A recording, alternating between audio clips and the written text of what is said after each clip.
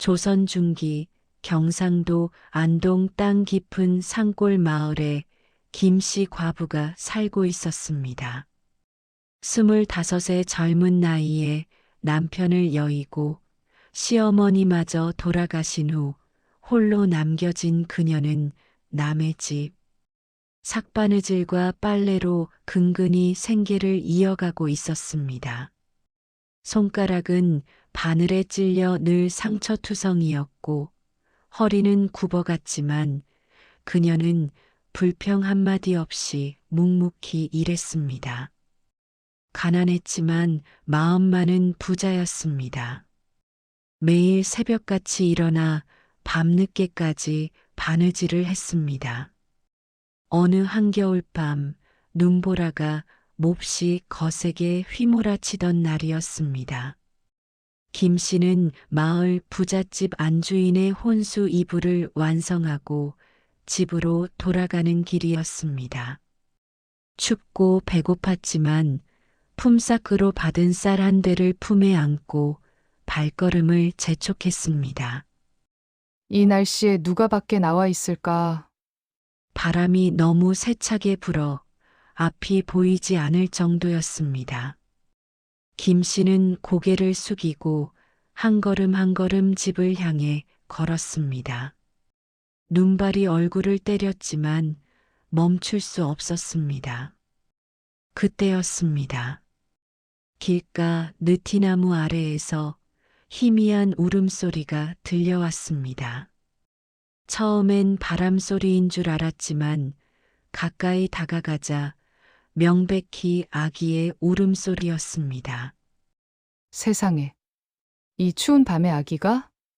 김 씨가 달려가 보니 누더기 천에 쌓인 갓난아기가 떨고 있었습니다. 아기는 이미 입술이 파랗게 질려 있었고 울음소리도 점점 약해지고 있었습니다. 아기의 옷은 남루했지만 목에는 이상하게도 작은 옥주머니가 걸려 있었습니다. 불쌍한 거. 어찌 이런 곳에. 이대로 두면 얼어 죽겠구나. 김 씨는 망설이지 않고 아기를 품에 안았습니다. 자신도 굶주리고 있는 처지였지만 이 작은 생명을 그냥 둘 수는 없었습니다. 따뜻한 모성애가 그녀의 가슴 속에서 솟아올랐습니다. 집에 도착한 김 씨는 아기를 따뜻하게 안고 불을 지폈습니다. 밤새 아기를 품에 안고 자신의 체온으로 아이를 살렸습니다. 다행히 아기는 기력을 되찾았고 힘차게 울음을 터뜨렸습니다. 이제 어찌하면 좋을까. 하지만 살아서 다행이구나. 김 씨는 아침이 밝자 마을 이장을 찾아갔습니다. 버려진 아이의 처리에 대해 물어보기 위함이었습니다. 이보게, 김씨. 자네도 먹고 살기 힘든 처지에 남의 자식까지 키울 여유가 있겠나? 관가에 넘기거나 절에 보내는 것이 나을 것이네. 하지만 김 씨는 고개를 저었습니다. 눈빛에는 확고한 결심이 담겨 있었습니다. 어르신, 이 아이와 저는 이미 하룻밤을 함께 났습니다. 밤새 제 품에서 잠들었던 이 아이를 차마 버릴 수가 없습니다. 제 손에 안겨 살아난 이 아이를 어찌 저버리겠습니까? 그렇게 김 씨는 아이를 석동이라 이름 짓고 키우기 시작했습니다. 추운 날이 돌처럼 추운 겨울이었고 이 아이가 돌처럼 굳세게 자라길 바라는 마음에서였습니다. 가뜩이나 힘든 생활은 더욱 팍팍해졌습니다. 김 씨는 밤낮으로 일했습니다. 낮에는 남의 집 빨래와 바느질을, 밤에는 새끼를 꼬며 아이를 키웠습니다. 손가락은 바늘에 찔려 늘 상처투성이었고 등은 굽어갔지만 불평 한마디 없었습니다. 하지만 그녀의 얼굴에는 늘 미소가 있었습니다. 석동이의 웃음소리가 그 모든 고통을 잊게 해주었습니다. 아이가 처음 웃었을 때, 처음 뒤집기를 했을 때, 그녀는 세상을 다 가진 것처럼 행복했습니다. 석동이는 무럭무럭 자라났습니다. 7살이 되자 총명함이 남달랐습니다. 어미가 힘들게 일하는 모습을 보며 일찍이 철이 들었고 늘 어미를 도왔습니다. 어머니, 제가 나무를 해올게요. 석동아, 아직 어린 내가 무슨. 전 이제 7살이에요. 제가 도와드릴게요.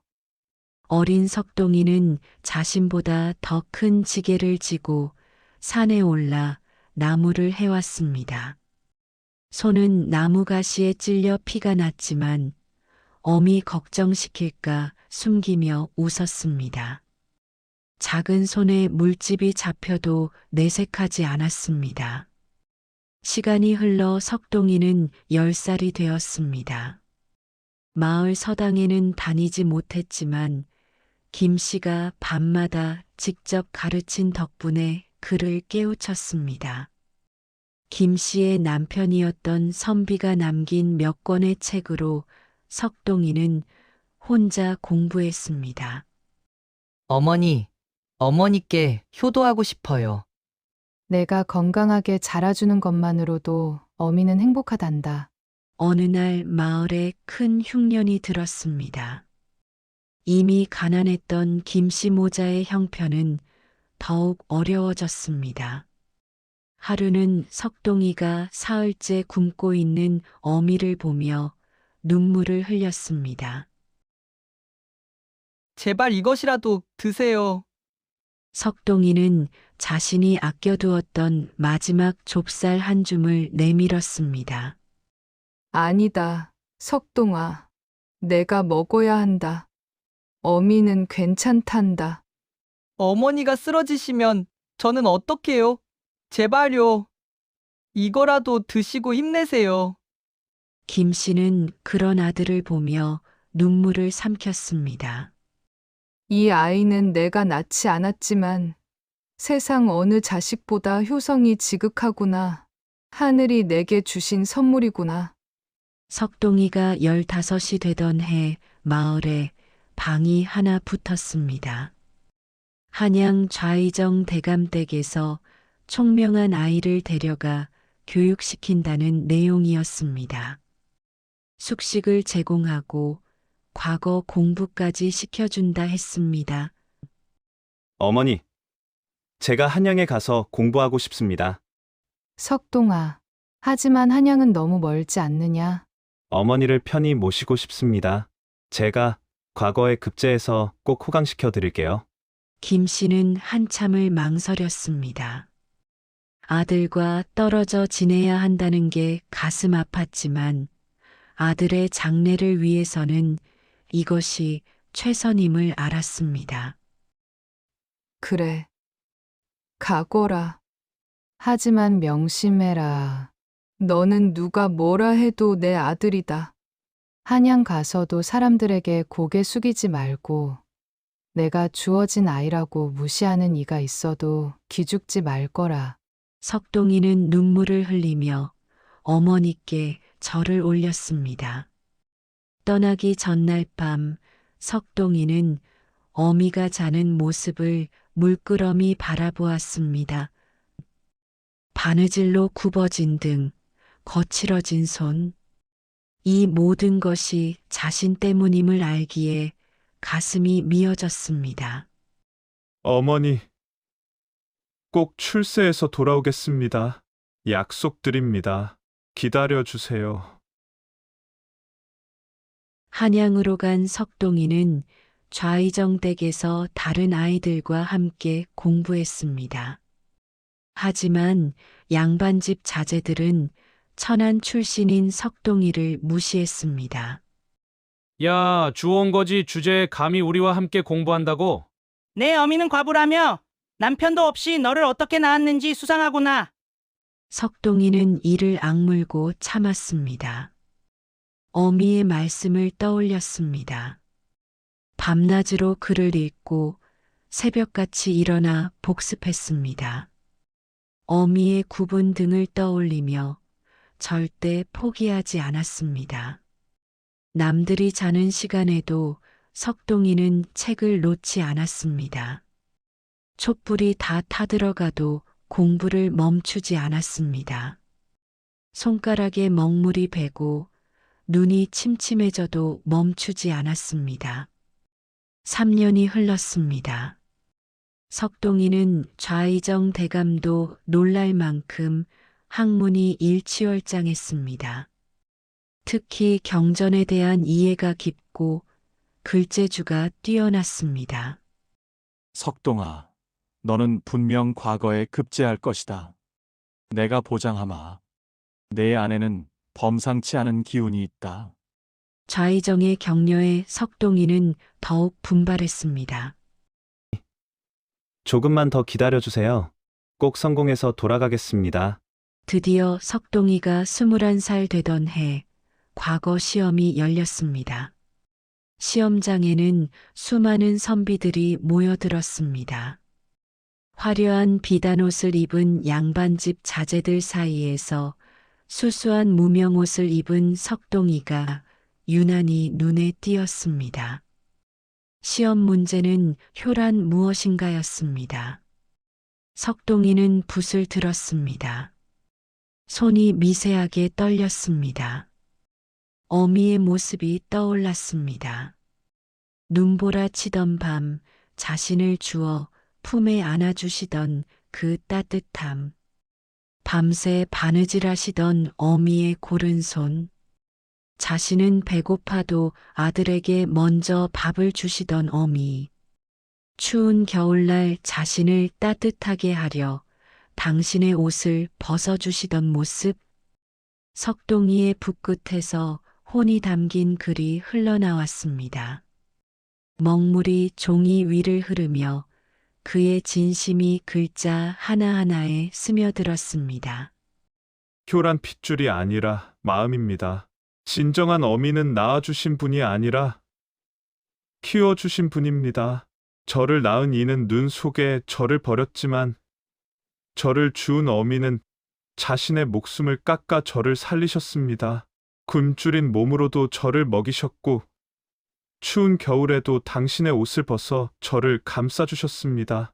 교란받은 사랑을 갚는 것이오니 저는 오직 한 분, 저를 주어 키워주신 어미만을 섬기겠습니다. 시험관들은 석동이의 답안을 보며 눈물을 흘렸습니다. 진심이 담긴 글은 사람의 마음을 움직였습니다. 수백 개의 답안 중에서도 석동이의 글만큼 가슴을 울리는 것은 없었습니다. 발표날 석동이는 장원급제했습니다. 경상도 안동 출신 석동, 장원급제. 광장에 모인 사람들이 환호했습니다. 하지만 곧 수군거림이 일었습니다. 저자는 주어진 아이라던데. 어미가 과부라며?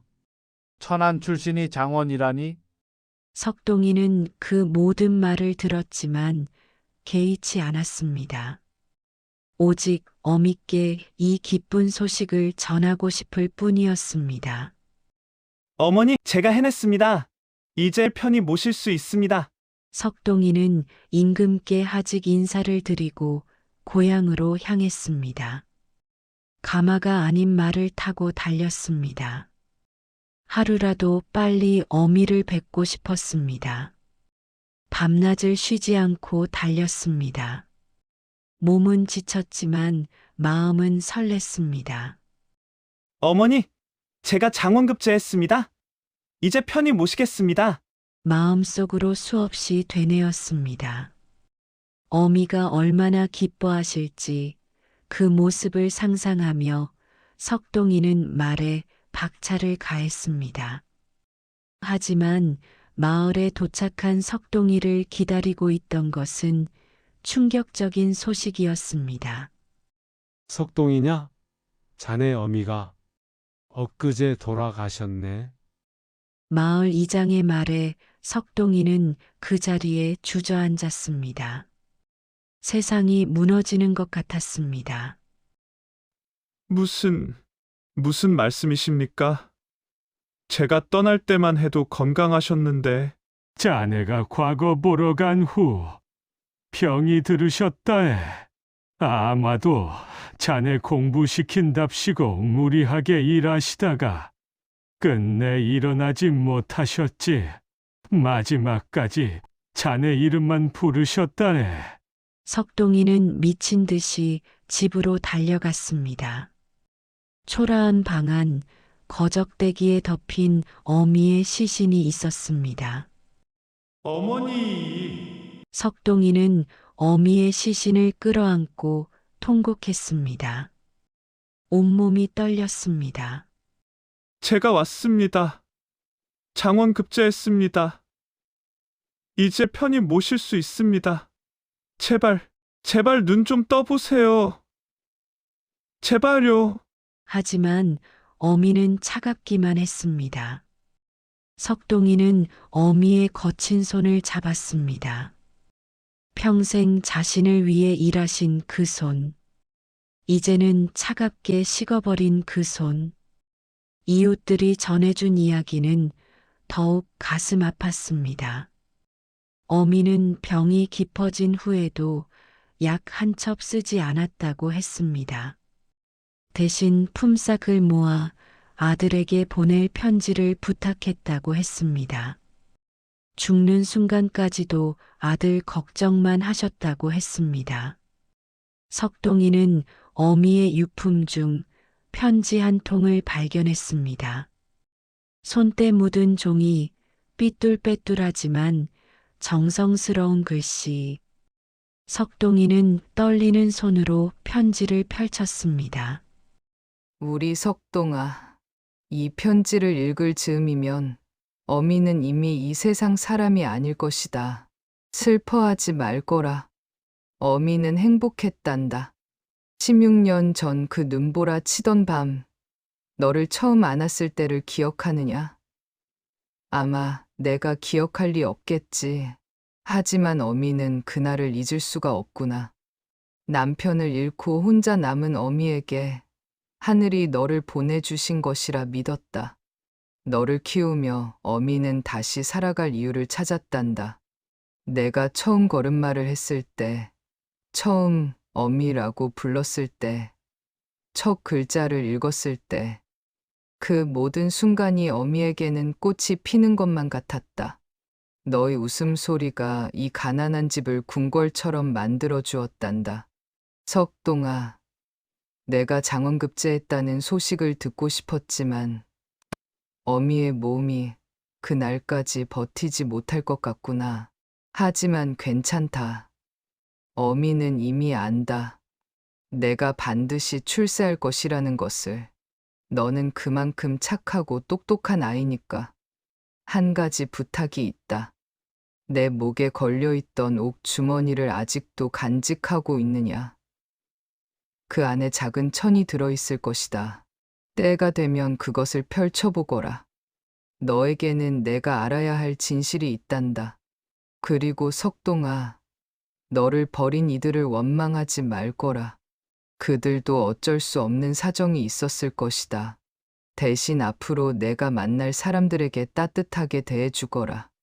마지막으로, 너는 내가 낳지 않은 아들이지만 어미의 가슴 속에서는 진짜 아들이었단다.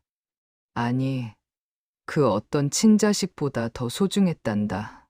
너를 키우며 산 16년이 어미의 인생에서 가장 행복한 시간이었다. 잘 살거라, 우리 석동아. 어미는 저 세상에서도 너를 지켜볼 것이다. 항상 자랑스러웠다, 우리 아들. 내 어미가. 편지를 읽은 석동이는 피를 토하듯 울부짖었습니다.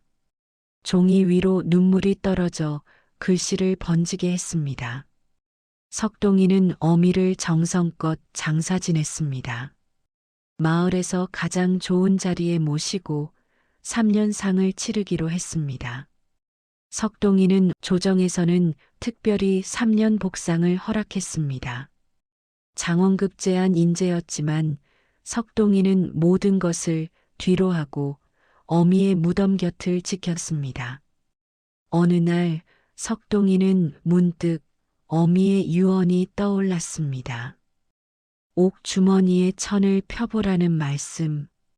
석동이는 오랫동안 간직해온 옥 주머니를 꺼냈습니다. 16년 동안 한시도 몸에서 떼지 않았던 그것. 주머니를 열자 작은 천 조각이 나왔습니다. 펼쳐보니 그곳에는 글씨가 적혀 있었습니다. 석자 돌림 좌의정가. 석동이의 손이 떨렸습니다. 좌의정가. 그렇다면 자신을 한양으로 데려갔던 바로 그 좌의정. 대감의 집안이란 말인가. 온몸에 전율이 흘렀습니다. 석동이는 즉시 한양으로 향했습니다. 좌의정 대감을 찾아가 그 천을 보여주었습니다. 대감은 천을 보자 얼굴이 창백해졌습니다. 손이 떨려 천을 제대로 잡지도 못했습니다. 이것이 어디서 났느냐? 제가 버려졌을 때 목에 걸려 있었습니다. 양모께서 제게 남겨주셨습니다. 대감은 한참을 망설이다 입을 열었습니다. 목소리가 떨렸습니다. 석동아, 아니 석준아, 너는 내 아들이다. 청천벽력 같은 말이었습니다. 석동이는 그 자리에 주저앉았습니다. 무슨 말씀이십니까? 대감은 눈물을 흘리며 이야기를 시작했습니다. 16년 전 나에게는 아들이 둘 있었다. 큰아들과 둘째 아들.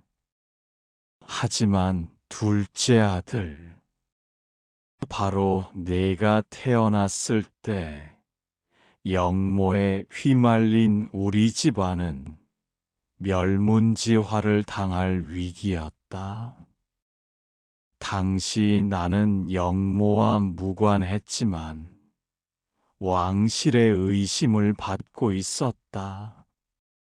만약 집안에 두 아들이 있다는 것이 알려지면 둘 다 죽임을 당할 것이 분명했다. 한 명이라도 살려야 했다. 내 어미와 나는 피눈물을 흘리며 결정했다.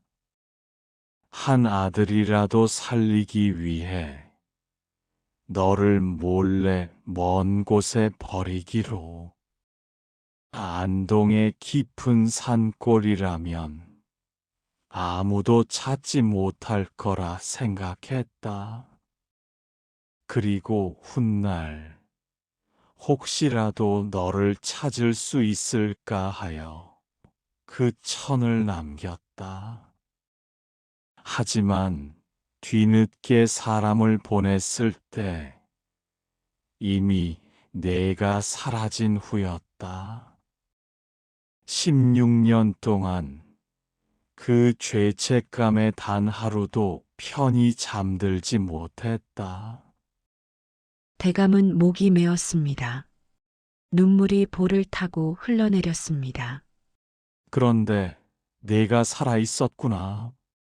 아니, 훌륭하게 자라 장원급제까지. 내가 너를 한양으로 데려온 것도 우연이 아니었다. 안동에서 총명한 아이가 있다는 소문을 듣고 혹시나 하는 마음에 사람을 보냈는데 하늘이 우리 부자를 다시 만나게 해주셨구나. 석동이는 충격에 말을 잇지 못했습니다. 모든 것이 믿기지 않았습니다. 그렇다면 저를 키워주신 김씨 어미는? 그분은 진정한 성인이시다. 남의 자식을 제 자식처럼 키워주신 은인이시지. 아니, 은인이라는 말로도 부족하다. 그분이 없었다면 너는 진작 이 세상 사람이 아니었을 것이다. 대감은 즉시 사람들을 보내 김씨 어미의 무덤을 찾게 했습니다. 대감은 김씨 어미의 무덤 앞에 엎드려 절했습니다. 양반으로서는 결코 할 수 없는 큰 절이었습니다. 하지만 대감은 개의치 않았습니다. 은인이시여, 이 못난 양반이 감히 절을 올립니다. 제 자식을 살려주시고 훌륭하게 키워주신 은혜, 평생 잊지 못하겠습니다. 아니, 1000번을 다시 태어나도 잊을 수 없을 것입니다. 그리고 대감은 김씨 어미를 위해 호화로운 새 묘를 만들고 정렬을 세우도록 했습니다. 의모 김씨라는 비석을 세우고 해마다 제사를 지내도록 했습니다. 석동이는 2개의 무덤 앞에 섰습니다. 생모와 양모.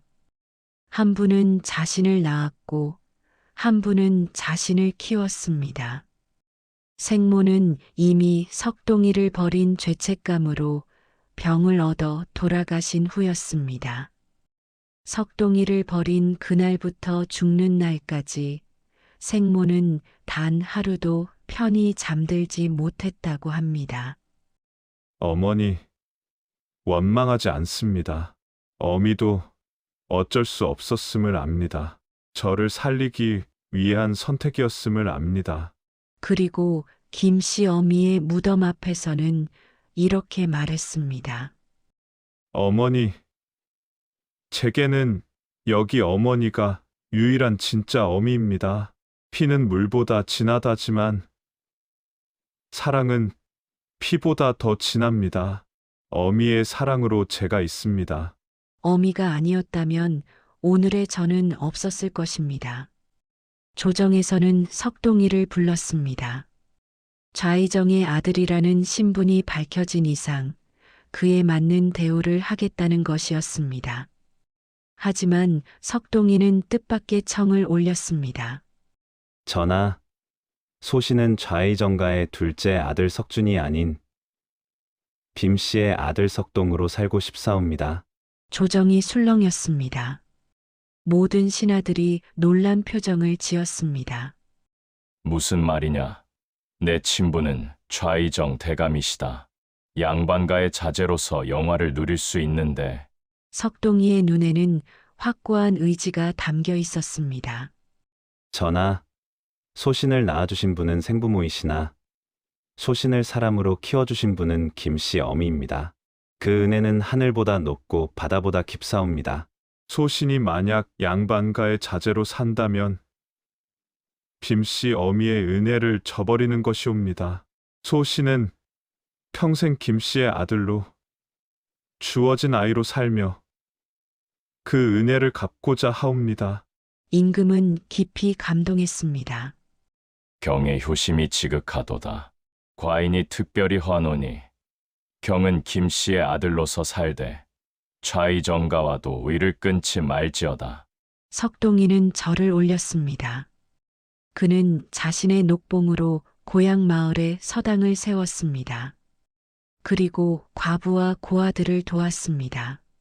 저를 키워주신 어미처럼 이 세상의 모든 어미들이 존경받는 세상을 만들고 싶습니다. 몇 년 후 석동이는 높은 벼슬에 올랐습니다. 하지만 그는 여전히 초라한 옷을 입고 검소하게 살았습니다. 어느 날 다른 양반이 물었습니다. 대감께서는 이제 높은 지위에 계시는데 왜 그리 검소하게 사시는지요? 석동이는 미소 지으며 대답했습니다. 제 어미가 평생 누더기를 입고 사셨는데 제가 어찌 비단 옷을 입겠습니까? 제 어미가 한 끼도 제대로 드시지 못하고 돌아가셨는데 제가 어찌 진수성찬을 받겠습니까?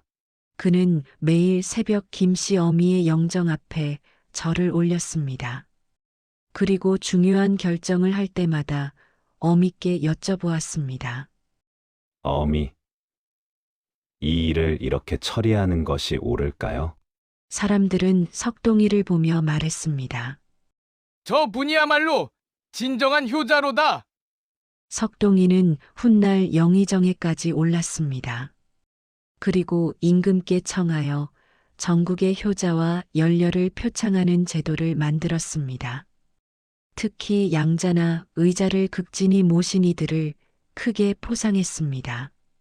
전하, 진정한 부모는 피가 아니라 사랑으로 맺어지는 것이옵니다.